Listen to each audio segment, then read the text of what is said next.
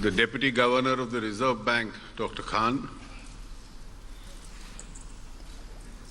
Dr. Lahiri, Sri Chandrasekhar Ghosh, ladies and gentlemen. Today indeed is a very pleasant occasion to celebrate.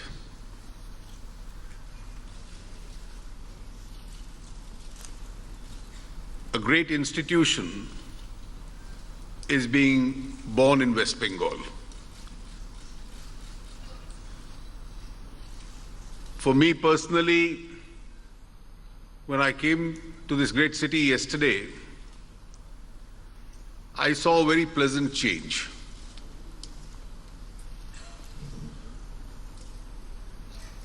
With broad words Bandhan Bank written on it, the whole city had been almost painted blue.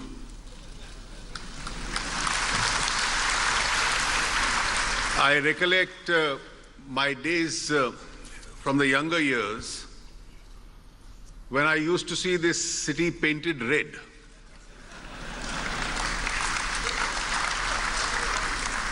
And when it was painted red, of course, new institutions were not being born.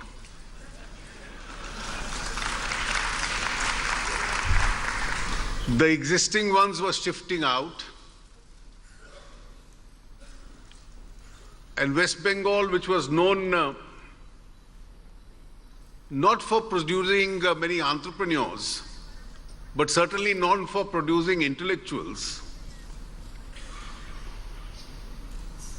even Ashok Lahiri and Amit Mitra had shifted out.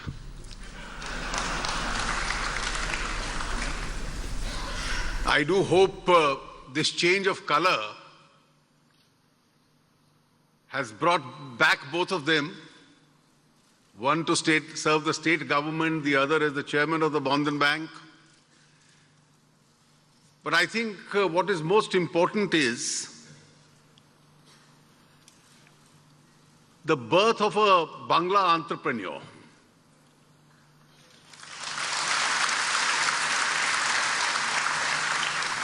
Which is of utmost importance for the revival and growth of the fundamentals of the state of West Bengal. I recollect when I had come during the Global Investors Summit, I had categorically said that the party to which I belong and the party which rules West Bengal are strongly opposed to each other. And that probably will continue. But in terms of development of this country and the state, the political differences between the two will not matter, and we will fully cooperate in the development and the growth of state of West Bengal. In fact, the Honorable Prime Minister has repeatedly declared that for further growth of India, it's the growth of the eastern states which is important. Economists normally argue that if you draw a line through the center of the country, you will find much greater economic activity going on to the west of that line. East Uttar Pradesh, Bihar, West Bengal, Northeast, Orissa. These are all the areas which need more growth, which need more economic activity, which need more employment. There's a lot of water here, so there's a great prospect for agriculture. West Bengal, of course, has a lot of intellectual capital. It had academic institutions of great importance. More need to be created. The old ones need to be restored back to their excellence. Orissa and West Bengal also have a lot of mineral resource. The natural wealth is there. The Northeast has both oil and gas. And therefore, for the growth of this region, you have the fundamentals which are present here.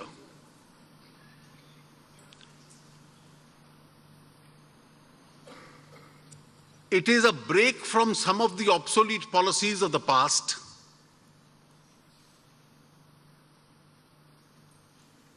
And the realization of the potential of this area, which is of extreme importance. And I have not the least doubt that between the cooperation of the centre and the states, we'll work towards a greater enhanced growth rates, which eventually enables us to bring prosperity in the state itself.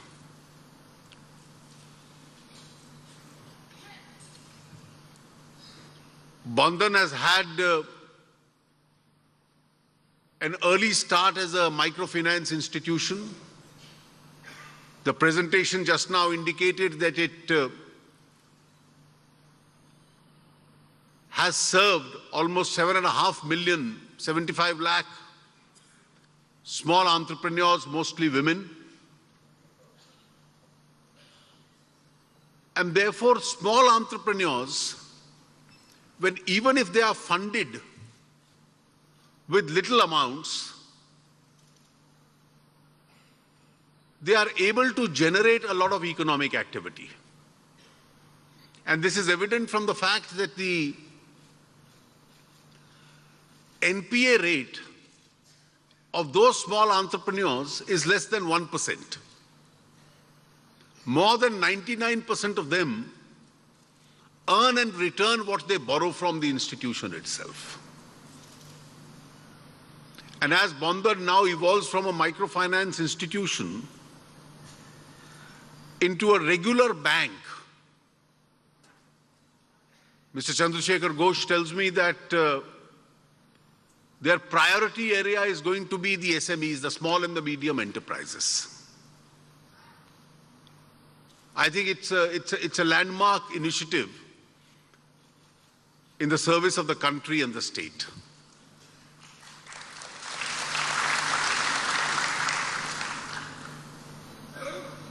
It is these entrepreneurs in the small and medium enterprises, many of them in the unorganized sector, who really today form the backbone of the Indian economy. We in the central government decided to establish this year the Mudra Agency. It is already functioning. The Mudra Agency will slowly evolve as the Mudra Bank. It's already started working as an agency. And the principal purpose is to fund the unfunded sections of the Indian society. Small entrepreneurs, from hawkers to shopkeepers, to those doing small services, they are generating almost 11 to 12 crore jobs in this country. The large organized industry is able to generate only a small fraction of that. And this year, along with the banking sector, the object is to fund them to the extent of over 1 lakh crores across the country. And if this kind of a funding of this unfunded sector continues, it is they who generate the jobs, and it is they who take very little assistance from the state. And they honorably go ahead and return back what they borrow. The problems of the NPAs, which Dr. Khan was just now referring, Certainly, this segment is not responsible for them. It is the more visible segment of the industry, which has a much larger contribution as far as that sector is concerned. And I think if private sector initiatives like Bandhan Bank join this effort, it is these segments in a largely populated country like India, where there is a huge amount of human resource and a large amount of entrepreneurship, which can fund at the grassroots level this segment, which has the strength and potential to grow and grow strong on its own feet. So if all over this eastern part of the country, in states like West Bengal, we are able to create small entrepreneurs in lakhs, we can then see that as a response to agrarian poverty which is building up.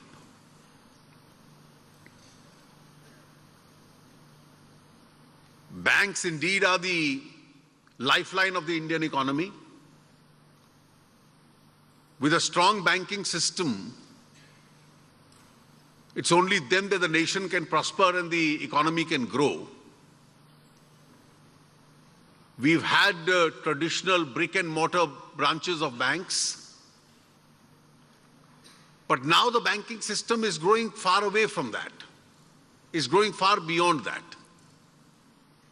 The brick and mortar branches are not able to reach every village. So banks have taken over the last few years the initiative of having private individuals as banking correspondents who visit every home in order to bring people into the structured banking network. It is the expansion of this segment which will help keep people away from investing in otherwise unreliable agencies which have created problems in many states, including West Bengal. And therefore, once this segment grows, and now the new initiative to set up new banks, the new initiative to set up 11 payment banks,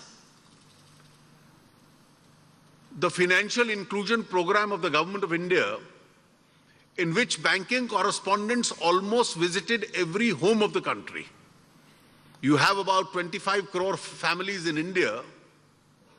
Many were connected to the banking system, but there were about 42% which were not connected to the banking system. And therefore, under the Janadhan scheme, which the government launched, almost 17.5 crore new individuals, and if you treat them as families, this was more than 99% of the people who were approached, the families which were approached in this country, who responded favorably by opening bank accounts. Now, many of them had no money to put in those bank accounts. So the liberalized operation said you can open a bank account even with a zero balance. And a very large number of them, over 70% of them, had zero balances. And now we are in the next stage where the direct benefit transfer going to these banks, that is all government subsidies, scholarships, old age pensions, the LPG subsidy, and gradually we are going to extend it to many other forms of state support and subsidies. Recently we took a decision that even under the various other rural employment guarantee schemes, monies would now directly flow into these Janadhan accounts. And therefore, gradually, very large number of them have become balanced accounts. And all of them have also a debit card available with them. So as more and more people come into the ambit of these accounts, they are entitled to even overdraft facilities Now we added the second phase after this financial inclusion. And I'm sure the Reserve Bank's recent initiative, which gave effect to my budget announcement to have 11 payment banks, where most people just who own a mobile phone would be in a position to make all payments to various instruments through the banking system itself. This will be an extremely important step in taking India in the direction of becoming more and more cashless. More and more money will come within the ambit of the banking system itself. The next phase which we launched a few months ago was the social security schemes. Mr. Ghosh tells me that his bank also is going to be extremely active as far as implementation of these social security schemes are concerned. When things have to work in India, they can work. So within a matter of a few months, you had almost 110 million people taking the advantage of the subsidized insurance schemes. We now have the pension scheme which is working, which is trying to convert India from a pensionless society into a pensioned society. Now, slowly as these developments do take place, it's the expanse of the banking system. And in states like Bihar, Orissa, West Bengal, Northeast, more and more people need to get rid of other unreliable institutions where they invest in, and thereafter they regret those investments, and to come within the ambit of the structured banking systems. It is this gap which a private institution like the Bandhan Bank, which has all the restraints and the responsibilities of a regular bank, is now going to fulfill. It will create jobs.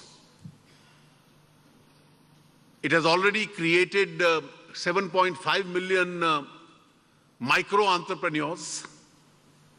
It will now create millions of small entrepreneurs, medium entrepreneurs with modest amount of loans. And once it is able to do that, its ability to attract deposits as a responsible institutions will also increase. It is this change in the developmental politics and the developmental environment which institutions like the Bandhan Bank will now create. I think it is of the greatest significance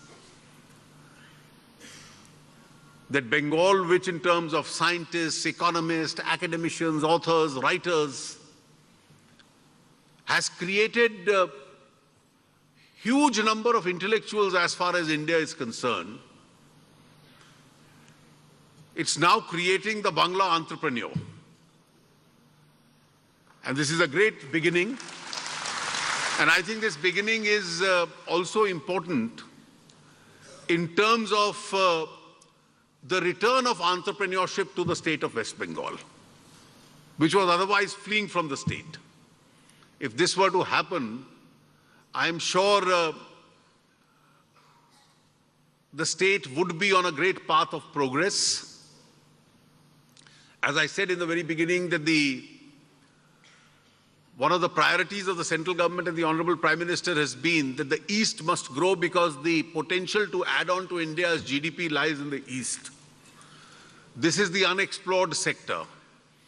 And therefore, I had said in the budget this year that after the division of the state of Andhra Pradesh, some concessions to the state were being given because Andhra Pradesh, part of the divided state, lost Hyderabad, which was a revenue generating region. So those benefits will be made available also to Bihar and West Bengal. And I'm sure